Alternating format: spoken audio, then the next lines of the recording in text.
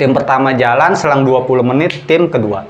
Nah, di situ gue dituntut oleh senior saat pendakian tersebut. Gue tim sapu sama senior satu gue ini. Jadi gue berdua nge-backup di paling belakang. Baru dia buka tutup botol, dia mau tuang air ke tenggorokannya. Dia nggak jadi. Dia tutup botol kembali. Dia malah tatapannya tuh kosong ke gue. Lu minggir deh, Kak. Itu temen gue 3 cewek itu sontak pingsan, mungkin bisa dihitung beberapa kali pingsan. Dia bangun, pingsan, bangun. Beliau sudah hancur, dia punya setengah wajah. Dan dagingnya pun udah pada kekupas, tinggal tengkorak sebelah.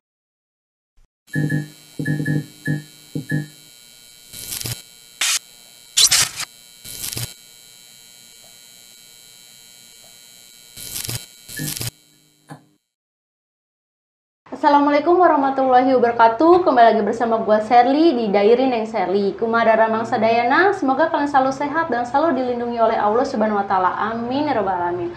Kali ini gue kedatangan narasumber sekaligus YouTuber dari Timur Misteri dan dia akan bercerita di Gunung Perak.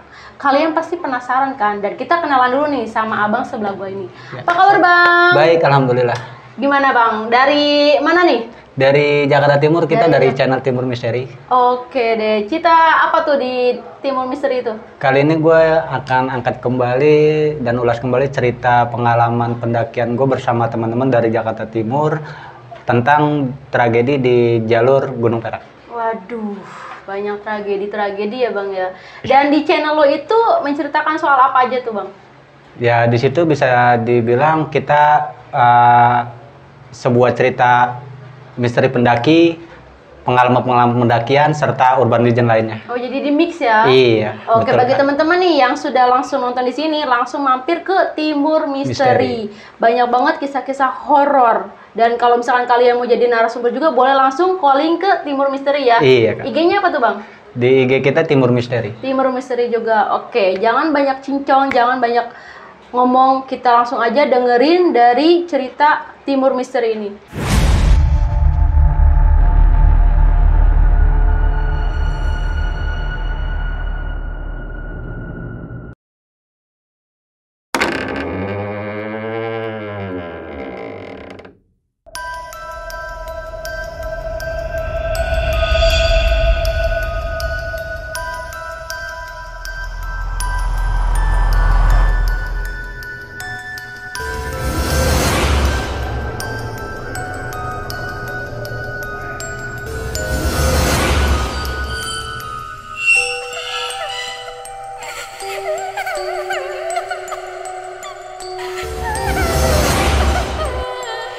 Ya sebelumnya Bismillahirrahmanirrahim.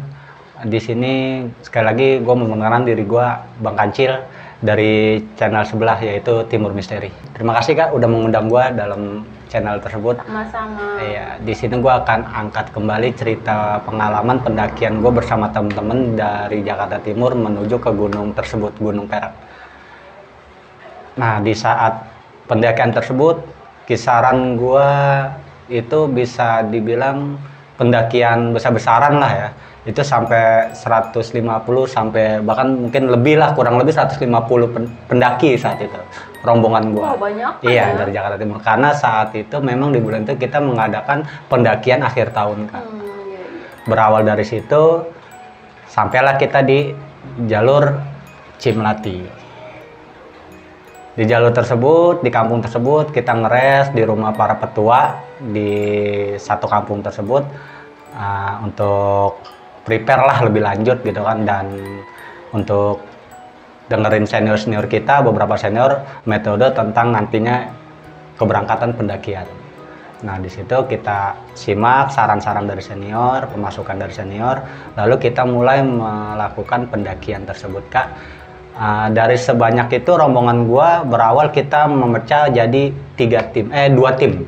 Saat itu 2 tim, kalau nggak salah ya 2 tim. Tim pertama jalan, selang 20 menit tim kedua. Nah di situ gua dituntut oleh senior saat pendakian tersebut. Gua tim sapu sama senior satu gue ini, jadi gue berdua nge-backup di paling belakang. Dari tim kedua menyusul di tim pertama. Selang 20 menit bisa dibilang habis rokok sebat lah ya. Itu gue cabut bersama senior gue itu untuk ngudak teman-teman yang sudah melakukan pendakian terlebih dahulu. Nah, gue itu orang terakhir bersama senior di belakang. Nah, selang lamanya pendakian di jalur tersebut, ketemulah kita jalur akar. Di jalur akar tersebut, gue melihat sosok dua wanita tim gue yang di jalur kedua itu sedang ngeres. Ya bisa dibilang sosok wanita tersebut nih, tim gue ini baru pertama kali atau awam di jalur tersebut. Jadi dia coba ngeres karena memang udah kita kasih pelajaran dari awal ya, dari bawah, kalau lo lelah biarin semua rombongan teman-teman berangkat duluan, jalan dulu ngejar yang basis pertama lah bisa dibilang gitu ya. Rute pertama dikejar sama yang rute kedua. Kalau lo capek atau lelah, lo ngeres saja. Di mana lo kecapean, di situ lo titik lo ngeres, jangan kemana-mana. Dan itu dilakukan. Omongan senior-senior gue itu dipakai sama junior gue itu, dua cewek itu ngeres di jalur akar. Sampailah gue sama senior gue ini berdua. Lagi enak-enak ngobrol, sembari nikmatin jalur, ketemu sama sosok dua perempuan tersebut, yaitu tim gue. Dari yang dari rombongan kedua. Itu jam berapa Bang kira-kira Bang? Itu kisaran itu udah masuk sore ya kurang lebih, karena saat mulai pendakian kita mulai setar itu kita cukup siang saat itu Kak. Itu jam sore kisaran jam 4 atau setengah 5-an. Ketemulah di jalur akar tersebut sama yang tadi gue bilang, temen gue itu, dua cewek itu. Dia ngelambain tangan ke bawah karena posisi dia lebih tinggi, lebih di atas dari gue. Pas gue muncul bersama senior, Kak, gue bagi air dong, stok gue habis nih. Oke, itu gue buka keril gue. Pas gue mau ambil air, rombongan dia tadi turun satu orang, cewek, bawa sebotol air. Nih, gue udah sampai di pos 5, gue turun lagi karena di situ banyak air loh dari senior, ada titik air cukup banyak lah gitu, persediaan air di atas. Di pos 5 dia turun ke bawah karena sisi jaraknya bisa dibilang dari jalur akar itu 1 sampai 1 jam setengah lah, 1 sampai 1 jam setengah. Dia turun untuk respect ke temennya yang lagi kelelahan, dia tahu temannya ngeres di jalur tersebut, dia kirimin tuh air, 1 botol air itu ke temen kedua cewek itu. Jadi belum sempet nih gue buka keril gue, akhirnya gue pasang lagi keril ke pundak gue hampiri 3 sosok temen gue tersebut. Seketika yang 2 cewek ini ngambil lah tuh botol dari temen gue yang turun dari pos 5 untuk diminum karena dia memang benar-benar kausan saat itu Kak. Dia minum, baru dia buka tutup botol, dia mau tuang air ke tenggorokannya, dia nggak jadi, dia tutup botol kembali, dia malah tatapannya tuh kosong ke gua. Lu minggir deh Kak, kata dia gitu. Gue sontak dong sama senior gue, ada apaan sih nih? Sebaring rokok di situ, ya oke lah, gue minggir. Nggak tahu pas gue palingin badan gue, di belakang gue itu di akar pohon besar ada sosok cewek pendaki yang kita nggak kenal lagi ngeres pula. Sebelumnya nggak kelihatan tuh. Gue menghampiri lebih dekat temen gue yang lagi kelelahan itu jalur kosong. Tapi pas gue udah ngelewatin pohon tersebut, beliau ada di akar pohon tersebut. Sama posisinya lagi kecapean seperti kita. Lu sendirian itu? Sendirian. Posisi ini bisa gue bilangin, bisa gue jelasin sedikit. Posisi perempuan tersebut, sosok tersebut, dia memakai kaos singlet warna putih, topi army, celana army yang banyak kantongnya, sama dia pakai keril besar. Dia bisa dibilang ukuran jumbo lah gitu ya. Nah di situ kita kaget bareng-bareng tuh Mas Nur. Dari bawah kita nggak ketemu, kita orang terakhir nih di jalur yang pendakian di jam segini. Ya udahlah men, udah ketemu mau ngapain lagi, mau diapain lagi gitu kan. Akhirnya kita sapa. Nah karena di situ kan teman gue kan nih yang kelelahan kan cewek nih, sama-sama cewek sama beliau. Maksudnya biar chemistry lebih dapet, silaturahim diduluin sama teman gue itu yang cewek, biar lebih kena lah gitu ya persahabatan kita. Kalau cewek kita nih cowok ketemu cewek kan canggung lah gitu ya. Akhirnya udah kita say hi di situ, kita ketawa-tawa bareng. Terus gue sempat nanya, mana lagi rombongannya Kak? Kayaknya udah duluan dah, udah cukup lama juga. Kalau gue sih lagi nikmatin aja. Tahu emang apal jalur, mudah-mudahan sih apal, nggak kelupa kata dia. Terus sembari ketawa kecil gitu si cewek tersebut. Akhirnya karena gue di situ tim sapu ya, bersama senior gue yang satu ini, gue putuskan untuk nerusin perjalanan karena emang dari jalur akar itu ke Puncak Manik 2211 MDPL itu masih cukup jauh lah perjalanannya, bisa dibilang seperti itu. Akhirnya gue gegas, teman-teman gue gebrak dengan cara tepukan, ayolah lanjut gue bilang gitu. Semangat, udah dikit lagi kok, gue sugesin gitu ke teman-teman gue. Akhirnya sontak kita rombongan itu naik berbarengan, dan ternyata jarak berapa meter cewek tersebut yang tadinya ada di kerumunan kita nih, itu langsung secepat itu gitu langkahnya, diambil angka 1000 mungkin bisa dibilang, kalau anak pendaki bilang diambil angka 1000. Toto dia makin cepat makin di depan kita, jauh tertinggal kita sama beliau tuh. Akhirnya refleks temen gue ini, tim gue ini yang cewek teriak ke dia, "Kak, tunggulah," gitu. Maksudnya biar lebih akrab lagi, mau jalan bareng kali ini teman gue ini yang cewek, biar nanti di puncak kita lebih have fun lah gitu, lebih klop gitu chemistry, ke persahabatannya. Akhirnya dia cuman menoleh ke kami nih, ke kita orang di bawah, dan senyum wajahnya tuh sumringah saat itu Kak, lepas lah gitu, sumringah wat lah gitu. Akhirnya dia balik lagi ke sudut pandang depan, dia langkahkan 2-3 langkah kakinya, langsung dia loncat ke jurang.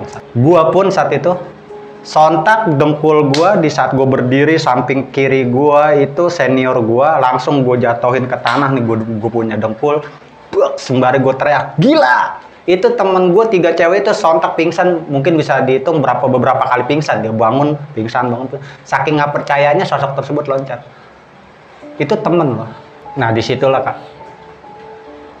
kejanggalan yang kita dapat. Dan pada akhirnya temen tuh bengong, senior gua tatap mata kosong ke lokasi tersebut, terus dia raih pundak gua dan dia bilang, "Ini pertanda men, ada temen yang mau pulang, ada saudara yang pengen pulang atau sahabat yang ingin balik ke rumah." Itu gua dengan tertatih, merinding, nangis pula, dan gue pegang, gue raih tangan temen gue, pergelangan tangannya sampai ke pundak, untuk gue minta tuntun gue sampai di permukaan itu. Akhirnya gue longok sembari ngerangkul temen cukup dalam jurang tersebut Kak. Itu langsung disambut oleh kumbang-kumbang, bisa dibilang lebih besar kumbang tersebut dibanding jempol jari gue. Udah banyak kumbang, tapi belum kelihatan, nitik pun belum kelihatan sosok tersebut yang tadi loncat. Akhirnya temen gue ngebisikin gue dari pinggir jurang, "Men, gue bawa peralatan yang salah." Jadi dulu sistem kita gini Kak, kita punya secret di Jakarta Timur, itu barang pendaki, panjat tebing, itu jadi satu di secret kita, udah di dalam keril semua. Nah saat pendakian tersebut, kita semua rombongan, temen gue ini, senior gue ini yang dampingin gue tim sapu itu, dia nyusul karena waktu itu posisi dia kerja Kak. Jadi tuntutan buat hidup dia kerja, pulang kerja dia nyusul pakai motor. Itu berawal dari situ, dan dia salah bawa keril di secret sendiri. Di secret kami itu beliau salah bawa keril tersebut isinya alat-alat panjat tebing saat itu. Jadi pas dia bilang, "Men, gue salah bawa alat, kebetulan di sini ada tali." Gua teriak itu di samping mukanya, di telinganya, "Buka!" Gue bilang. Itu dijatuhin keril itu, dibanting sama dia ke tanah, dibuka buru-buru. Itu langsung semua gue sigap, alat-alat di situ udah cukup komplit lah gitu kalau buat urgent ya. Di keril tersebut cukup lengkap. Akhirnya gue turun dengan memakai harness, webbing segala macam, bla bla bla bla bla, tali, simpul, gue ikat simpul semua segala macam. Gue terusurin tebing tersebut. Gue turun di tepi jurang sampai jarak berapa meter itu gue baru kelihatan nitiknya almarhumah lah ya bisa dibilang, karena sosok itu perempuan. Itu nyengat aroma busuk berasa di diri gue, di penciuman gue tuh berasa.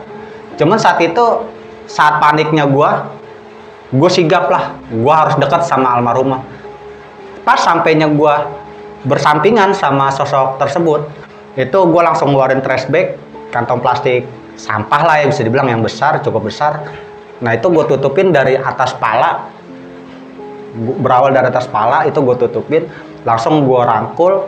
Posisi beliau tuh saat itu almarhumah, kerilnya itu tersangkut, tertancap lah bisa dibilang, akar besar Kak, makanya dia nggak sampai ke dasar. alhamdulillahnya di situ. Dan saat itu yang gue lihat sosok tersebut gitu kan, beliau sudah hancur, dia punya setengah wajah dan dagingnya pun udah pada kekupas, tinggal tengkorak sebelah itu dimasukin oleh binatang-binatang seperti kumbang-kumbang besar yang keluar masuk dari tengkorak matanya beliau. Di situ langsung gue tutupin plastik dan gue angkat, gue taruh di pinggang, gue tarik, gue ulur tuh dari atas tambang, karena tambang itu cukup panjang, gue lilitin di badan gue untuk gue gendong beliau. Sampailah kita saat evakuasi tersebut, sebelum gue masukin plastik itu gue sempat disengat sama kumbang-kumbang tersebut kak, yang mana kumbang itu besar-besar gitu, sampai gue beberapa benjolan ada di badan gue atau di tangan gue gitu, sampai ke leher pula. Itu gue evakuasi, sampailah kita ke daratan. Tim dari pos 5 itu turun semua karena dengar jerit harunya teman-teman yang ada di situ di jalur akar, turun semua, turun untuk membantu dan backup gue evakuasi sosok tersebut. Ditarik semua dengan kekuatan teman, kerjasama yang konkret, sampailah gue ke daratan. Di hadapan teman-teman, almarhumah gue geletakin, nggak ada yang berani buka plastik tersebut. Di situ kita punya pikiran tadi bersama senior untuk sebagian muncak, sebagian evakuasi korban ke bawah, gitu, ke rumah para warga lah gitu, ke perkampungan. Cuman di situ gue bantah omongan senior, peraturan senior nggak kepake buat gue karena saat itu waktu tidak memungkinkan kak. Jadi udah cukup sore lah ya, bisa bilang udah cukup gelap. Akhirnya kita sama-sama nggak melanjuti pendakian dan kita turun untuk mengevakuasi saudara kita tersebut. Saudara pendaki lah bisa dibilang, sejalur kita evakuasi dengan peralatan seadanya. Gue tebas tuh di alam, bukannya gue ngerusak alam atau ngotorin alam gitu ya. Itu yang namanya ranting-ranting cukup besar lah, kayu-kayu gitu, gue tebangin untuk nandu beliau. Nah di situ gue bawa sampai ke permukiman. Sampailah kita di, bisa dibilang satu tempat itu petua di situlah, di kampung itu gue bawa ke situ, dan petua di situ beliau bicara memang almarhumah kurang lebih 3 atau 4 bulan lamanya Kak, hilang dari pendakian bersama timnya saat itu. Dan kami sama senior, gue dan senior ngerasa lebih terketuk lagi di situ, lebih terbawa haru lagi. Sampailah si petua tersebut ngabarin yang namanya tim SAR di wilayah itu, di kaki gunung itu datang beberapa aparat lah bisa dibilang ya, beberapa senior yang di jalur tersebut, dan beliau membawa dokumentasi sosok jenazah yang kita evakuasi tersebut. Dan dari dokumentasi almarhumah cocok dari pakaian segala macam itu sama seperti yang almarhumah pakai, dan di pala kerilnya pun masih tersimpan rapi identitas beliau. Jadi di situ kita putuskan semua kita serahin kepada yang berwajib, yang berwenang lah di situ gitu kan, petua di situ, senior di situ. Akhirnya kita di situ putuskan untuk gagal pendakian lah saat itu. Kita ngeres di rumah tersebut karena halaman cukup besar, kan kita adakan camping di situ, camcer lah bisa bilang ya, camping ceria. Cuman tuh masih teringat sosok tersebut, saudara kita yang mungkin bisa dibilang berawal salah jalur atau tergelincir, kita nggak ngerti, itu urusan teman-temannya dan beliau gitu. Cuman alhamdulillahnya saat itu gua dan beberapa teman gua yang dikasih jumpa oleh beliau untuk mengevakuasi sosok tersebut. Mungkin bisa dibilang bukannya makhluk atau apa ya, korinnya lah bisa dibilang gitu ya. Ya itu lebih ke korin, jadi sosok itu ternyata sudah lama tiada. Intinya mungkin dia minta tolong untuk gue mau pulang loh gitu, keluarga gue nunggu di rumah gitu. Jadi yang gue sesalin dalam pengalaman tersebut, saat pendakian bersama teman-temannya itu, kenapa kok bisa beliau sampai separah itu dan meninggal dunia. Gimana dan bagaimana berawalnya ya gue nggak tahu, itu urusan mereka, urusan almarhumah sama teman-temannya. Apa ada kesalahan di jalur atau ada peninggalan atau ada apa gitu kan, gue nggak ngerti sampai terjadi makannya korban. Jadi situlah cerita gue kali ini yang bisa gue sampaikan. Selebihnya mohon maaf, dan kalau ada salah-salah kata ya itu datangnya dari gua, yang benar hanya milik Allah Subhanahu wa Ta'ala. Aduh, gue tadinya lemes gitu kan pas ngedengar ceritanya abang sebelah gue ini, langsung aduh gila. Gue kira tuh lu cuma cerita gitu terus ngeliat sosok apa gitu, ternyata lebih dari itu gitu. Dan yang gue salutin dari lu bang, pas lu ngeliat sosok itu terjun, lu gercep gitu loh. Maksudnya sampai lu tuh mau gitu ke dasar jurang itu keren banget sih bang. Bang, gue masih penasaran nih sama sosok itu. Dia kan pas lo udah nyampe situ baru tuh kelihatan sosok itu kan sama temen lo yang cewek. Iya. Nah sebelumnya kan lo nggak lihat tuh kan? Sama sekali kita nggak ngeliat. Nah pas lo ngelihat pertama kali wajah si cewek itu kayak gimana sih bang? Apakah normal seperti kita atau pucet kah atau kayak gimana gitu? Berawal gue nggak ketemu sama dia di jalur, tiba-tiba dia ada di belakang gue dengan cara itu diperlihatkan langsung oleh junior gue ini yang lagi ngeres. Ketika kita jumpa beliau, ya sosok tersebut real, nyatanya seperti kita begini.